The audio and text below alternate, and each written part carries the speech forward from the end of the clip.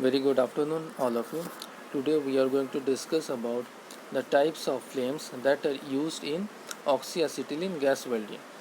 So the first one is neutral flame. That means it is basically the 1:1 ratio. That means one molecule of oxygen and one molecule of acetylene. So what happened? 1:1 ratio. So you see this is basically the welding torch tip, and you see this is the flame that is being produced. And see, at the point of torch there is a sharp brilliant cone formed. So what happens? The temperature is 3200 degrees centigrade, and see the outer envelope faintly luminous, that is its color is bluish color. Okay, in bluish color, this flame is of bluish color. Now see what it says: when oxygen and acetylene are supplied to a torch in nearly equal volumes, that means 1:1 ratio, a neutral flame is produced.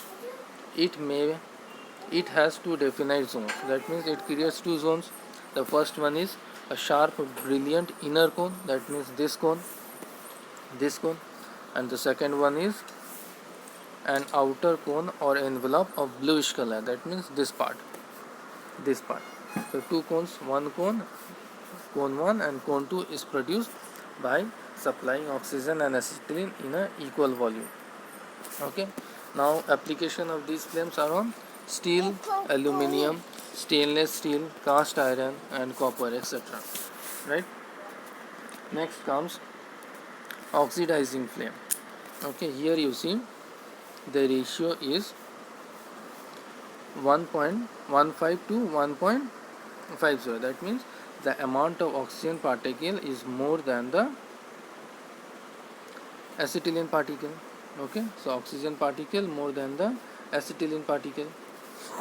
Okay, so what happens? The flame that produces this type of flame, so there is a smaller inner cone and its color is purplish tinge, and that means this part's color is purplish tinge, and this is the torch of the, because it combines the oxyacetylene mixture, and there is a outer envelope also generous over here.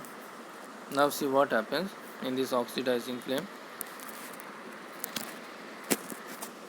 An oxidizing flame is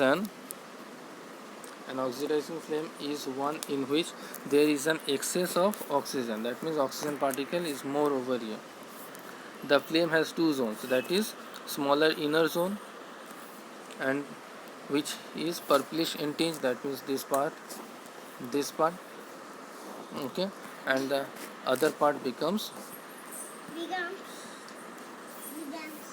smaller inner cone, the purplish, and the other part is outer cone or the envelope. Now see the application of this kind of flame. The application is copper based metal like brass or bronze, zinc based metal, or a few types of ferrous metals such as manganese, steel and cast iron. Okay.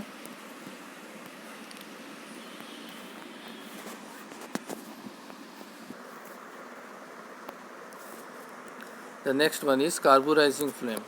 So over here you see the ratio is 0.85 to 0.95. That means the oxygen particle is less than the acetylene particle.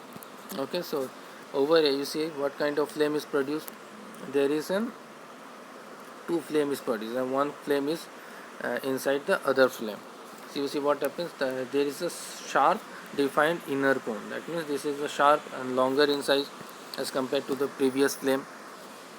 And there is intermediate cone with whitish color, that means this part is intermediate cone and its color is white, and the outer envelope is of bluish color, that means this part.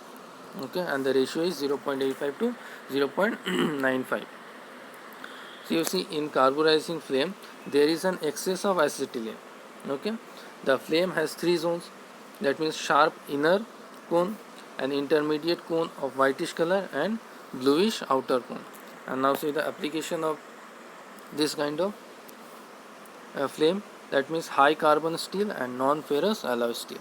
So these are the three types of flames that are used in oxyacetylene gas welding.